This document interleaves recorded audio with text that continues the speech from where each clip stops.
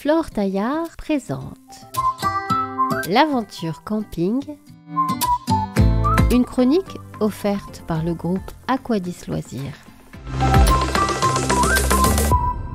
Le printemps est arrivé et comme beaucoup de Français, vous pensez sans doute déjà à vos prochaines vacances. C'est bien normal et cette année, avec des jours fériés qui tombent assez bien, vous pouvez facilement poser quelques jours pour obtenir un long week-end ou une semaine de congé. Mais on le sait, le contexte inflationniste a réduit le budget accordé pour se faire plaisir et s'offrir les vacances dont on rêve. Selon un sondage France Télévisions qui a été réalisé au mois de mars, une baisse du budget vacances de 7% est envisagée par rapport à l'an passé, ce qui veut dire que seuls 63% des Français compteraient partir cette année.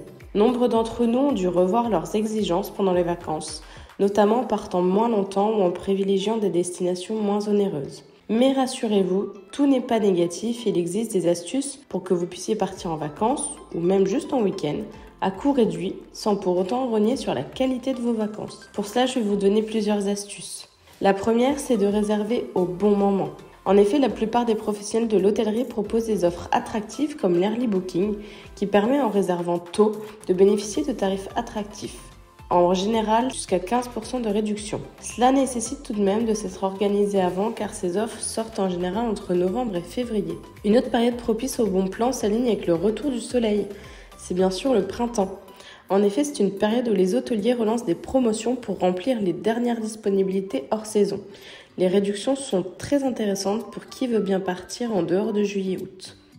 La deuxième astuce, c'est de bien choisir le jour de votre départ en vacances. Pourquoi ?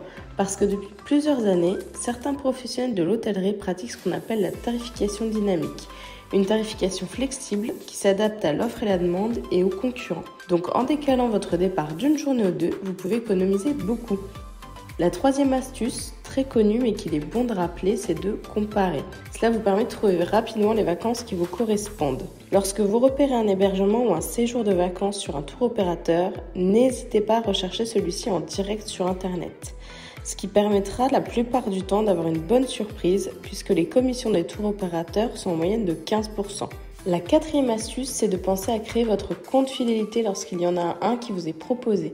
Cela vous permet de cumuler des points, des euros ou des avantages qui peuvent réduire le coût de votre séjour ou alors vous apporter des prestations supplémentaires.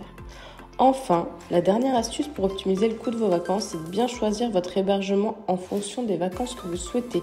Si vous souhaitez vous laisser porter et profiter d'un cadre convivial, préférez par exemple le camping qui reste la solution préférée des Français cette année pour son coût moins élevé et ses destinations préservées et ombragées pour supporter les éventuelles canicules. Je pense que vous avez désormais toutes les cartes en main pour préparer au mieux vos vacances au meilleur prix.